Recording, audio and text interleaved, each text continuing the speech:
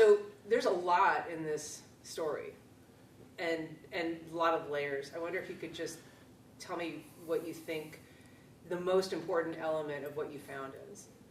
I guess the most important element would be really just a basic issue of transparency.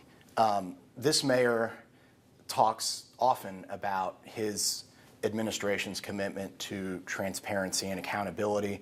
He has cited those goals as he has pursued reforming other elements of our city's government.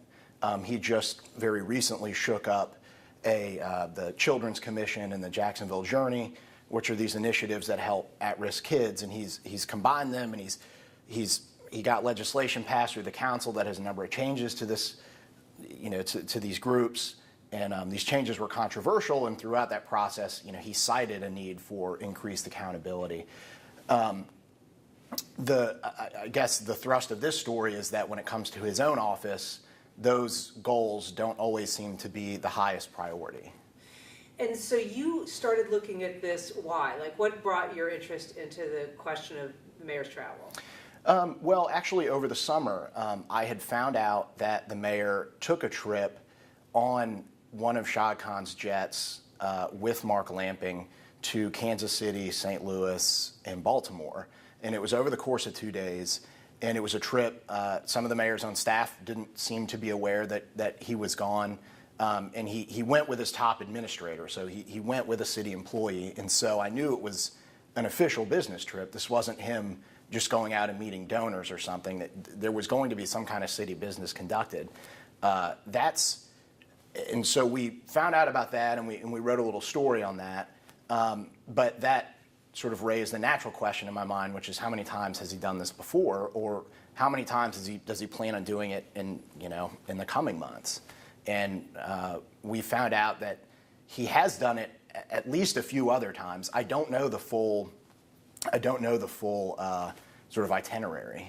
It's without more assistance from either the mayor's office or the mayor's political committee, it's impossible to figure that out. So for somebody who doesn't know how you report on this kind of thing, what kind of records would you expect to look at to find out what the mayor was doing or where he was going? Mm-hmm. Well, because he's using his political committee for travel, one starting point is his political committee, which is called Build Something That Lasts. That committee has to file, somewhat regularly, expense and contribution reports. So that committee has to report to the state and through the state to the public who is donating to this committee, and the committee also has to report how it's spending its money. Now, those reports are very basic, so these expense reports aren't going to show you, a line item cost of a trip, and there are also ways that the committee can kind of obscure where money is going. So there are in some cases, the committee has reimbursed the mayor himself for travel, which means that maybe the mayor fronted the money and then got paid back by the committee. That makes it just using those records impossible to see, where he went or how he got there. Beyond that, I looked at city emails. I made some requests for some city emails from one place in particular that was helpful was the mayor's executive assistant. I assumed that she would be keeping track of at least some of his itineraries for travel, and it turns out she was. But even those records didn't really provide a full accounting of where he's been. I don't know how else he's handling travel. In the past, official travel was actually fairly straightforward to keep track of. With the previous mayor, his office also had some transparency issues around travel, but ended up creating a system where the mayor's office would fill out a travel form that you could request, and it was a fairly detailed document that listed, so for Alvin Brown's trip to London he took in 2014, you had a list of, he paid X amount to the hotel they were staying at, you paid X amount to British Airways for the flight, and then you paid X amount to the Jaguars for the ticket, and then X amount to the Jaguars for the flight back, and you could see where all the money went. The purpose of the trip was recorded, the dates of the trip were recorded. He had I mean, even down to like per diems, like city employees are allowed to spend X amount per day on dinner and lunch. I mean, you could see if he had taken those per diems. So it was a detailed document. The way this mayor is handling travel is far less straightforward than that. He doesn't fill out those kinds of records. He does when the city pays for his travel, which does happen sometimes. He recently went to Washington, D.C. The city footed the bill for that. He flew commercial. But I don't know. We have requested the travel forms relating to Mayor Curry's travel. I don't have those yet. So the city does sometimes pay for his travel, and sometimes it doesn't. And it's the sometimes it doesn't part that we're trying to look into. And we know because of some of these records and because of some interviews we've conducted that he does take official business trips that are financed by this committee, and that means that stuff is totally it's more or less off the books, and the city won't give you any information on trips he takes when his committee pays. In fact, you got referred not to the administration to answer some of those questions, but to the PAC itself. Can you describe what those interactions were like? Yeah, I mean, sometimes it's very straightforward. I'll ask, so for the most recent trip that the mayor took, I assume the most recent trip to Toronto, this is the Jacksonville Chamber of Commerce has a leadership trip, so every year they go visit a different city, and they see what's working in that city, and maybe there are things going on there that we can bring back here and make them work for us. That trip this year was to Toronto. The mayor's committee paid for that trip, and the mayor did not fly with the chamber delegation. The chamber usually organizes its trip. In this case, the chamber chartered a flight, sent most of the delegation, flew on the flight over and back. The mayor didn't do that. He showed up after everyone had already gotten there and left before everyone else left. In the mayor's office, I asked about how he got there. They just very simply said, you need to talk to Build Something That Lasts. You need to talk to his political committee. And so I did, and the political committee said, we file everything we need to file, and we follow the law, and that's it. So if he flew private up there, which it's a trip to Toronto, it's not like there are a ton of flights out of Jacksonville that go to Toronto, so it seems likely he flew private, but I don't know that he did, and if he did, I don't know on whose jet, who paid for it, who was with him. I know his political consultants went with him. I don't know if there were other people. So that's kind of the way that this has been working. Why might those questions be of interest to anyone besides yourself? Why is knowing who he's with, who's paying for it, why does that matter to an average person? Yeah, so, on the one hand, the desire to use a committee to pay for travel in one way seems to make sense. And this is something that the mayor's predecessor had the same idea, which is, well, gee, if I can get someone else to pay for my travel, I can save taxpayer money, right? I mean, no one likes the idea of taxpayers having to fly politicians around the country for business. And so in that way, I guess you could say, well, who cares? If we're not paying, why does it matter? I guess the other side of that coin, however, is that the reason that there are rules about conflict of interest and ethics in government is because a government that is compromised is not running efficiently, and actually that does cost taxpayers money, right? So if a lobbyist buys a politician a steak dinner, taxpayers didn't pay for that steak dinner, but maybe taxpayers will be paying for whatever decision is made because of that relationship between the lobbyist and the politician. And that's why it's important to know if the mayor is benefiting from someone's generosity, in which it appears he has been, it's important to know that and to be able to document it. And that, again, at its core, that's why we have rules that require the disclosure of gifts and rules that govern the kinds of relationships that elected leaders and appointed leaders can have with people who are wanting to do business with the government. There is a public cost to ethical conflicts. I mean, that's why we care about it. The transparency issues that you found in terms of uncovering travel were compounded by some transparency issues with the mayor's calendar. I wonder if you could talk about that a little bit. Yeah, I mean, the mayor keeps a public calendar. It's a hard copy, so if you kind of have to go into City Hall and you have to go into the fourth floor, and there's this little side room where they keep, it's like a Microsoft Outlook calendar that has little blocks that, for each hour of the day. I mean, the thrust of it is the calendar is basically useless. I mean, if you're interested in figuring out what the mayor is doing every day, there are generally some things on the calendar, things that his office might be eager to promote, or things that his office doesn't mind people knowing about. If he's meeting with a council member to, discuss a piece of legislation that he's supporting, or if in the case of Washington, D.C., when he's flying up to D.C. and he's meeting with White House officials and Senator Marco Rubio and our Congressman John Rutherford, these are things his office doesn't mind people knowing about that. There will be details of that on the calendar. But very frequently what you find are that he has what are called private appointments sort of peppered throughout his days. There are some days where private appointments make up the bulk of what he's apparently doing in a given day. And those private appointments, I'm not actually sure what they are.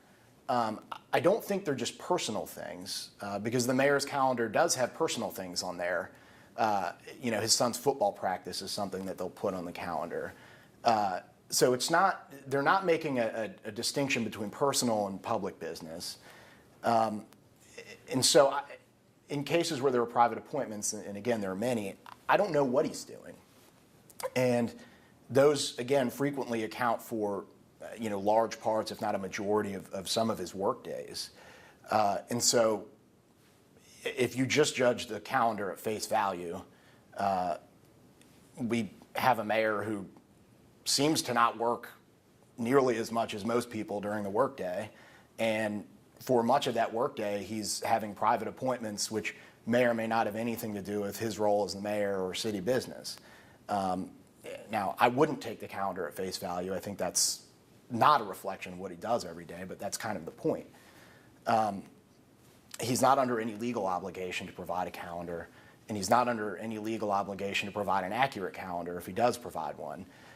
What they do have to provide, though, are any records that pertain to his work as mayor. And so we have asked for a more detailed version of this calendar, because surely the mayor is keeping track of his appointments somehow, but we have never gotten anything. The city just tells us the public calendar is his most up-to-date schedule. So I don't know I'm not sure how they're justifying that, because I don't know what those private appointments are. And so you look at his travel, and there's some transparency issues. You look at his calendar, there's some transparency issues. What happens when you reach out to the mayor directly? I mean, frequently he communicates with the newspaper, or his office communicates with the newspaper frequently just through written statements. He did not want to do an interview for the story that we wrote, and that's common. He has frequently denied us interviews for stories that perhaps that he sees as adversarial. So we don't get a lot of one-on-one interaction with the mayor, a chance to sit down and ask him about these kinds of questions. And it's difficult, so you wait a couple days, you get written responses, and of course you need to ask follow-ups to these written responses, and that'll take another several days. I mean, it's just kind of this, it's just kind of an unnecessarily arduous process, or seems to be anyway. Do you think, looking ahead, changes that you'd like to see in that office, or are you just trying to document life as it is right now? Yeah, I mean, we're just trying to let people know what is going on in their city government. I mean, the mayor is free to run his office the way he sees fit. And again, what he's doing with his travel is, as far as I can tell, is legal. So he's not going to have any problems in that way. But, for a mayor who does talk about transparency, this seems relevant. I mean, his office is less than helpful when it comes to figuring out where he is, who he is with, and what he's doing. And those are some pretty basic questions. And they're questions that people cared about with his predecessor. The former mayor, Alvin Brown, had some travel issues himself. He wanted third parties to pay for his travel and official business, and there was kind of an uproar within the city government. And some elected leaders who were still in office voiced great concern about real or perceived conflicts of interest stemming from that. And so the former mayor, his office changed the way that they were accounting for travel as a result of that outcry. And this mayor has come in, blown that old process up, and is using a legal process that nonetheless seems to have some of the same issues that caused alarm, 4 years ago. So that seems relevant to us. And you're not hearing the same outcry from those same people? No. You called some of them? Mm-hmm. I did. And, and it's not just, the fact that I would even have to reach out to someone is a little bit of a change. In his predecessor's case, it was like, we were getting phone calls from people outraged about, the mayor, the Brown wanted, in one case, the chamber to pay for a chamber trip. And that was problematic because, the chamber lobbies the city. It doesn't lobby the city in the same way that, say, the Jaguars organization lobbies the city. The chamber is not out to get, millions of dollars in public subsidies, but people nonetheless found that to be a problematic situation. Here you have political donors that include the owner of the Jaguars giving hundreds of thousands of dollars to the mayor's political committee, and then the committee turning around, and in the case of Shah Khan, the Jaguars owner, using political money to reimburse the Jaguars owner for the mayor's flight on the owner's jet. It's just this weird kind of circuitous sort of flow of money and series of relationships that is a lot less straightforward than what we've seen in the past. So what you're saying is you're seeing Shad Khan is financing the committee is paying for the mayor's travel, and then the committee, in reimbursing Shad Khan some portion of what it might cost for the mayor to travel. Right. And we know that happened one time. I don't know if that's happened beyond the mayor took a trip in July. He went this trip to St. Louis and Kansas City and Baltimore. It was this 3-city, 2-day trip. He flew on Khan's jet. He was accompanied by the Jaguars president, Mark Lamping. And we know that's what happened with that trip. I don't know if it's happened other times, primarily because, again, the centralized record for all of this would be his political committee, and the committee has really complete control over what it chooses to disclose to the public, and that committee is not helpful in figuring that out. And I wonder if you could just talk a little bit about the business that the Jaguars have in front of the city right now that might be relevant in terms of who's financing the mayor's travel. Sure. Well, and this gets back to, again, the reason that we are concerned about relationships between politicians and people who want to do business with government. The Jaguars are looking to develop the shipyards and Metropolitan Park on our waterfront. The Downtown Investment Authority, which is an arm of city government, selected one of Shah Khan's companies as the master developer of those two pieces of property. And that company is in active negotiations right now with the Downtown Investment Authority on what that development is going to look like. And a key part of that is what is the city, what are taxpayers going to have to do to help bring that development to fruition? So what are we going to have to pay? Any deal that involves public incentives is going to have to go through the city council and the mayor's office. And so the backdrop of the trip that the mayor took in July is that he's taking it with people who are in negotiations with the city, and so Shah Khan probably has in his mind an amount that he would like taxpayers to foot for a development. You would assume the city has in its mind an amount that it's willing to foot for development, and I'm not sure that at least initially those are going to be aligned, right? They're going to have to negotiate, and that ideally those are somewhat adversarial negotiations, right? The city isn't just going to give in to everything that Shah Khan wants, and Shah Khan's not going to give in to everything the city wants. So while this is all going on, the mayor is off traveling around with him, or at least on his jet. And, at the same time, Shah Khan is giving donations to the mayor's political committee. And yes, the committee turned around and reimbursed Shah Khan for the July trip. So it's like I said, it's kind of a web of relationships. Something that you think people need to be paying attention to, at least know about, if not be concerned about. Yeah, and it would be something that if the mayor wasn't using his political committee, wasn't using what, this his committee to pay for travel, this kind of thing would have to be disclosed in paperwork, in public records otherwise. Generally, a public official in Jacksonville is prohibited from accepting a gift over $100 from any person or organization that lobbies the city. That certainly applies to the Jaguars. It would apply to Shad Khan. And so if the mayor were traveling with Shad Khan and was looking to travel on his jet, that would trigger requirements that there be at least a pretty extensive paper trail of this stuff. And as it is, there is no trail. No. The only reason we know about the July trip is, because I found out about it, not because of any effort on the mayor's office to publicize it, and we got some details, after pressing the mayor's office on it, but we wouldn't have known about it otherwise, and that's, again, I think that's part of the problem here. And you kind of alluded in your piece, just sort of vaguely, that there was some consternation in City Hall that had even gotten out to you or to the media at all. Is that sort of the vibe you got? Yes. And by that I mean people asking me how I knew. There was, the mayor's office had no intent in publicizing this trip, and as far as I know, was perfectly happy for it to be just off the books and something that no one knew about. The mayor's office tried to challenge some of that characterization early on and said, we didn't take this trip quietly. We weren't sneaking around, but I really don't know any other way to put it. We would not have known about this trip had we not, again, found out in a way we weren't supposed to and then started asking about it. It's just, it would still be something that was, more or less a secret. Is there anything else that you would like to add about what you found that we haven't touched on, or stories that you've got coming ahead that you think will shed more light on this?